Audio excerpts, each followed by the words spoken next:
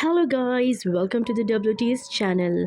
आज हम आपको मूवी एक्सप्लेन करेंगे होम स्वीट हेल। तो ये कहानी ऐसी फैमिली की है जहाँ पर हर किसी को टाइम टेबल के हिसाब से अपनी ज़िंदगी गुजारनी होती है। हस्बैंड जितना ही सीधा है, उसकी वाइफ उतनी ही पागल और साइको है। और अब वो साइको किस किस्म की थी और अपने पागलपन में किस हद तक जा सकती थी, वो आपको इस मूवी में पता चल जाएगा। तो कहानी की शुरुआत में हम एक फैमिली को देखते हैं जहाँ पर हस्बैंड वाइफ और उनके 2 बच्चे थे। हस्बैंड का नाम डॉन होता है और डॉन के घर में हमेशा मोना की चला करती थी। उसने हर एक काम के लिए कानून बनाए थे कि हर काम कैसा और कब होगा, और जो भी मोना कहती डॉन को भी वही करना पड़ता। मोना ने एक बार जो प्लानिंग कर ली तो बस वही होगा। डॉन ये बहुत सालों से झेलते आ रहा था। मोना का बर्ताव उसके बच्चों के साथ भी ऐसा था। उसका मानना था कि उसके बच्चों को हमेशा हर काम में जीतना है, हारने का तो वो सोच भी नहीं सकते। मोना की इसी हरकत की वजह से डॉन हमेशा परेशान रहा करता था, लेकिन वो जानता था कि उसे उसकी वाइफ के आगे ना ही कुछ बोलने की हिम्मत थी और ना ही वो कुछ कर सकता था। वो जब मोना के करीब आने की कोशिश करता था तो उसके लिए भी एक वक्त होता था। मोना हमेशा डॉन को कहती, बस उसने जो कह दिया उसका प्लान उसने बना दिया, बस वही होगा, जो मोना चाहती थी वही होता था। इसीलिए डॉन अपना ज्यादातर वक्त अपनी दुकान में बिताया करता था। उसकी एक फर्नीचर की दुकान थी। मोना की शायद इसलिए भी ज्यादा चलती थी क्योंकि इस दुकान के पैसे मोना के डैड ने दिए थे। डॉन बस इस दुकान में एक एम्प्लॉय की हैसियत से काम करता है क्योंकि उसकी असल मालिक तो उसकी वाइफ थी, लेकिन उसकी वाइफ ने कभी भी इस बात को नहीं जताया था कि वो मालिक है। इसलिए सब यही समझते थे कि डॉन ही दुकान का मालिक है। एक दिन डॉन अपनी दुकान के बाहर एक इश्तेहार लगाता है कि उसे किसी एम्प्लॉय की जरूरत है। उसकी दुकान में एक लड़की आई थी जिसका नाम डस्टी था। वो दिखने में बहुत खूबसूरत थी। डॉन जब उसे पहली नजर देखता है तो उसे उससे प्यार हो गया था। उसने डस्टी को काम पर तो रख लिया था, लेकिन उसके दिमाग में कुछ और ही बातें चल रही थी। वो डस्टी के साथ रिश्ता बनाने का सोच रहा था। तभी यहाँ पर डॉन का दोस्त आता है जो डस्टी को देखकर उसके बारे में बात करने लगता है। कहता है कि ये लड़की कितनी खूबसूरत है ना। डॉन कहता है, क्या बातें कर रहे हो। तब उसका दोस्त कहता है कि हमें अपने दिमाग को फ्रेश रखने के लिए कुछ तो करना होगा ना। हम दिन भर इतना काम करते हैं, फिर घर जाकर अपनी बीवियों की बातें सुनते हैं, और अगर इसलिए तुम डस्टी को काम पर रखोगे तो हमारा काम में मन भी लगेगा और हम बहुत अच्छे से काम भी कर पाएंगे।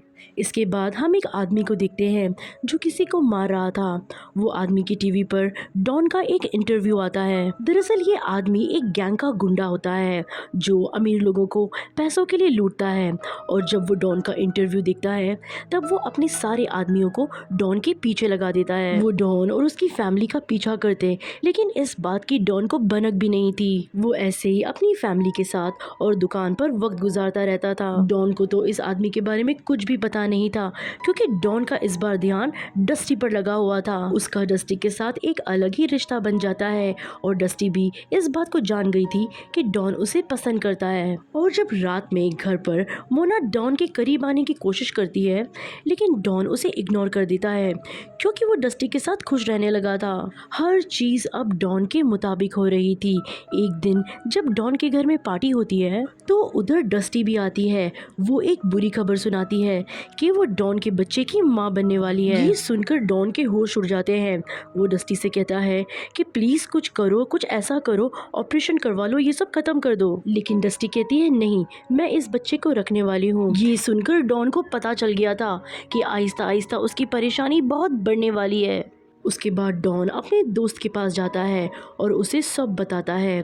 उसका दोस्त डॉन से कहता है, एक काम करो, तुम डस्टी को पैसे दे दो। उसका दोस्त ये भी कहता है कि देखो, अगर वो तुम्हारी बात नहीं मान रही है तो सोच लो, वो तुम्हें आगे ब्लैकमेल भी करेगी। मुझे तो लगता है डस्टी ऐसी ही लड़की है।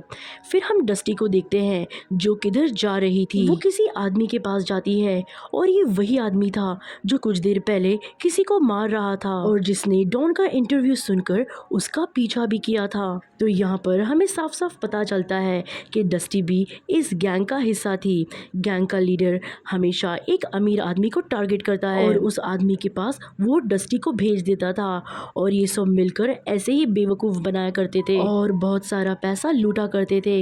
लेकिन इस बार मामला थोड़ा अलग था क्योंकि डस्टी भी डॉन को पसंद करने लगी थी। अगली सुबह जब डस्टी ऑफिस में जाती है तब डॉन उसे $13,000 देता है और कहता है कि देखो मैं बाल बच्चों वाला आदमी हूँ, ये पैसा ले लो और पीछा छोड़ दो मेरा। ये सुनकर डस्टी रोने लगती है। वो कहती है कि तुम क्या समझते हो मुझे, मैं कोई भिखारी हूँ या कोई ऐसी वैसी लड़की जो तुम मुझे पैसे का लालच दे रहे हो। मैं तो तुम्हारे साथ रहना चाहती थी, लेकिन अगर तुम चाहते हो कि मैं चली जाऊँ तो मैं चली जाती हूँ।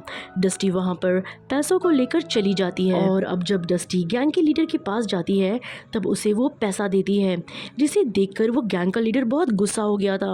वो उसे कहता है कि तुम इतने कम पैसे क्यों लाई हो, तुम्हें उस आदमी से $25,000 लेने होंगे। इसीलिए डस्टी फिर से डॉन को कॉल करती है और उससे और पैसे मांगती है। ये सुनने के बाद डॉन की मुश्किलें और बढ़ने लगी थी क्योंकि डॉन के पास इतने पैसे नहीं थे। इसीलिए अब वो ये सोचता है कि उसे ये सारी बातें अपनी वाइफ मोना को बता देनी चाहिए, लेकिन उसे डर भी लग रहा था कि ये सब सच्चाई जान के मोना क्या करेगी।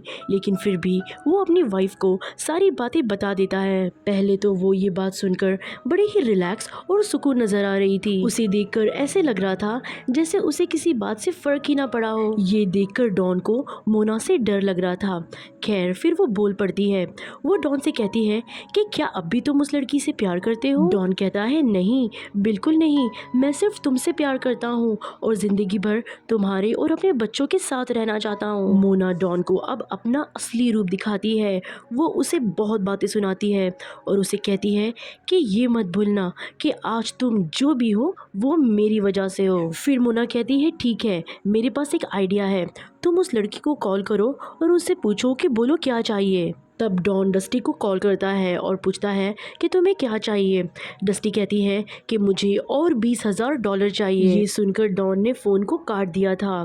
तभी मोना डॉन से कहती है देखो ये लड़की तुम्हारा पीछा कभी नहीं छोड़ेगी, इसीलिए तुम्हारे पास दो रास्ते हैं, या तो तुम इसे मार दो या फिर मुझे डाइवोर्स दे दो और इसके बाद तुम्हारे पास कुछ भी नहीं रहेगा। ये बात सुनकर डॉन एकदम सोच में पड़ गया था क्योंकि वो किसी को मारना नहीं चाहता था, लेकिन मोना उसे बार बार इस बात को लेकर परेशान किया करती थी। एक दिन मोना डॉन के ऑफिस जाती है, उसे एक दवाई देती है और कहती है कि तुम आज ये डस्टी के ड्रिंक में मिला देना, क्योंकि वो जानती थी कि डस्टी आज डॉन से पैसे लेने आने वाली है। लेकिन डॉन को इस बात से बहुत डर लग रहा था, लेकिन खैर फिर भी वो उस दवा को लेकर डस्टी से मिलने चला जाता है। वो उस ड्रिंक में उस दवा को मिलाकर डस्टी को पिला देता है। डस्टी जैसे ही वो ड्रिंक पीती है तब उसे बहुत ज़्यादा चक्कर आने लगे थे और वो वहीं पर बेहोश हो जाती है। और तभी वहाँ पर मोना आ जाती है। वो डॉन से कहती है डॉन इसे उठाओ और अपने घर ले चलो। डॉन भी उसकी बात मान लेता है। फिर वो उसे लेकर घर आ जाता है, लेकिन डस्टी अभी भी होश में थी। लेकिन डॉन को बहुत ही ज़्यादा डर लग रहा था। उसे बस इसी बात का डर लग रहा था कि उसकी वाइफ डस्टी के साथ क्या करने वाली है। तभी मोना वहाँ आती है और डॉन को कहती है कि जाओ और हथौड़ा लेकर आओ। और जब डॉन हथौड़ा लेकर आता है तब मोना कहती है इसे डस्टी को मारो और बेहोश कर दो। ये सुनकर डॉन कहता है नहीं, मैं ऐसा नहीं कर सकता। तब मोना कहती है ये काम तो तुम्हें ही करना पड़ेगा डियर, आखिर चक्कर भी तो तुम्हारा ही था ना इसके साथ। लेकिन डॉन ऐसा नहीं कर पाता। अभी मोना डॉन के हाथ से हथौड़ा लेती है और डस्टी के सर पर देकर मारती है। डस्टी पहले ही वार से मर चुकी थी, लेकिन अभी भी मोना का दिल भरा नहीं था। वो डस्टी की लाश को उठाकर गैराज में ले आती है और उसकी लाश के टुकड़े टुकड़े कर देती है। थी ना मोना साइको, उसने उसकी बॉडी के हजारों टुकड़े कर दिए थे। ये सब देखने के बाद डॉन को बहुत ही ज्यादा उल्टी आ रही थी क्योंकि ये मंजर उसके लिए बहुत ही ज्यादा भयानक था। वो सोच भी नहीं सकता था कि उसकी वाइफ इस हद तक पागल हो सकती है। अब ऐसे ही दिन गुजरने लगे थे, बहुत सारे दिन गुजर जाते हैं। अब वहाँ पर गैंग का लीडर डस्टी के लिए परेशान था क्योंकि कई दिन से ना तो वो मिलने आई थी और ना ही उसने कॉल कॉल किया था। दूसरी तरफ हम डॉन को देखते हैं जो अपने घर के बाहर दिखता है, तो वो देखता है कि वही गैंग का लीडर उसके बेटे से बात कर रहा होता है। डॉन भागकर बाहर जाता है, लेकिन तब तक वो गैंग का लीडर जा चुका था। लेकिन वो गैंग का लीडर डॉन के बेटे के हाथ में एक नोट पकड़ा कर जाता है। उस नोट में ये लिखा था कि वो डॉन से मिलना चाहता है और उसे डस्टी के बारे में बात करनी है।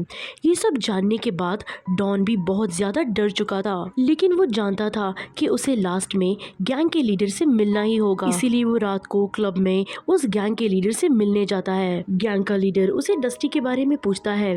यहाँ पर डॉन झूठ बोलता है कि उस रात वो मुझसे पैसे लेने आई थी और जब मैंने उसे पैसे दे दिए उसके बाद मैं नहीं जानता कि वो कहाँ गई। गैंग का लीडर अब डॉन से ये कहता है कि डस्टी तो शायद पैसे लेकर भाग गई, अब तुम्हें हमें पैसे देने होंगे। ये बात जाकर डॉन अपनी वाइफ को बताता है। डॉन की वाइफ डॉन से कहती है कि देखो मैंने कहा था ना, ये तो लातों के भूत है, ऐसे बातों से नहीं मानने वाले। वो कहती है कि तुम बस देखते जाओ, मैं क्या करूँगी, मुझे पता है कि डस्टी की लाश कहाँ पर है। वो कहती है कि मैं उस गैंग के लीडर के घर जाऊंगी और डस्टी की लाश को रख दूंगी और इस वजह से वो पकड़ा जाएगा, उस पर उसके कत्ल का इल्जाम आ जाएगा और हम सबको इससे निजात मिल जाएगी। और अब ये दोनों ऐसे ही करते हैं। ये लोग उस गैंग के लीडर के घर जाते हैं और डस्टी के लाश के टुकड़ों को उसकी फ्रिज में भर देते हैं। लेकिन तभी गैंग के लीडर का साथी वहां आ जाता है। मोना एक चाकू उठाती है और उस पर हमला कर देती है, लेकिन वो मरता नहीं, वो जिंदा होता है। वो गैंग के लीडर को कॉल करके बता देता है कि यहाँ पर क्या हुआ था। अब बाहर निकल के मोना पुलिस को कॉल करके कुछ बता देती है कि गैंग के लीडर के घर में कुछ तो चल रहा है। पुलिस भी वहाँ से निकल गई थी। अब कुछ देर के बाद गैंग का लीडर अपने घर पर आ जाता है। वहाँ पर उसे अपने साथी की लाश मिलती है जिसे मोना मार कर गई थी, जिसे देखकर वो बहुत ही परेशान हो जाता है। अब जैसे ही वो पानी पीने के लिए फ्रिज खोलता है तब उसे उसमें से डस्टी की लाश मिलती है जो काटकर टुकड़ों में रखी हुई थी। गैंग के लीडर को कुछ भी समझ नहीं आता कि वो करे तो क्या करे। तभी उनके घर के बाहर पुलिस भी आ जाती है जो उन्हें बाहर आने का कह रही थी। गैंग का लीडर बाहर नहीं जाना चाहता था क्योंकि वो जानता था कि पुलिस उसे पकड़ लेगी, इसलिए वो अपने घर के एक पीछे के छोटे से रास्ते से होते हुए बाहर निकल जाता है। फिर हम डॉन को देखते हैं जो एकदम परेशान था। वो अपनी वाइफ से पूछता है कि मोना तुमने ऐसा सब कैसे कर लिया, इतनी आसानी से तुमने डस्टी के टुकड़े कर दिए, ये सब काम करने के लिए क्या तुम्हारे हाथ और तुम्हारा दिल नहीं कांपा। ये सब सुन के मोना अजीब बिहेव करने लगती है।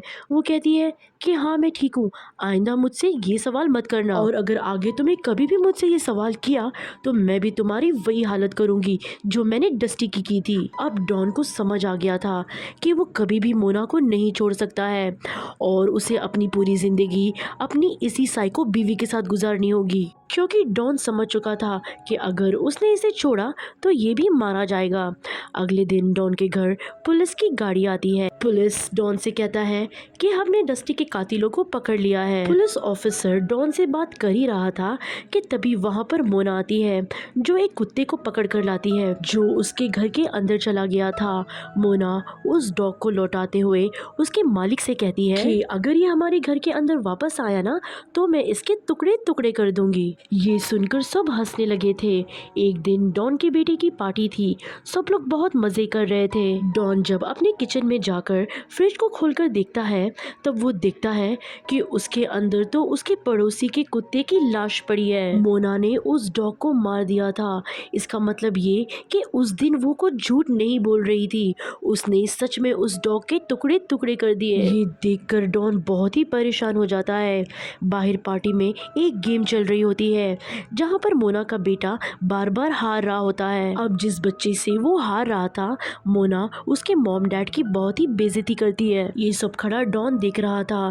तभी मोना की बेटी अपने भाई से वो स्टिक लेती है और ऐसे ही खेलती है जैसे मोना चाहती थी। ये देखकर डॉन ये सोच में पड़ जाता है कि कहीं मोना मेरी बेटी को भी अपनी तरह साइको ना बना दे और मेरे बेटे को भी वो पागल ना बना दे। डॉन अब प्लान बनाता है क्योंकि उसे अब मोना के साथ नहीं रहना था। वो घर के अंदर जाकर बिजली की सारे तारे निकाल देता है कि जैसे ही कोई भी लाइट जलाए तो एक शॉर्ट सर्किट हो और वो गैस को भी खोल देता देता है ताकि लाइट जलाकर आग लगे और गैस फैलने की वजह से एक बहुत बड़ा धमाका हो। और अब वो बाहर आ जाता है और मोना को कहता है कि डियर, क्या तुम मेरे लिए कुछ खाने के लिए ला सकती हो। इसलिए जब मोना किचन के अंदर जाती है, डॉन घर के बाहर आ जाता है क्योंकि वो जानता था कि अभी ब्लास्ट होने वाला है। और अब जैसे ही मोना किचन के अंदर जाकर लाइट को ऑन करती है, तभी एक बहुत बड़ा ब्लास्ट हो जाता है।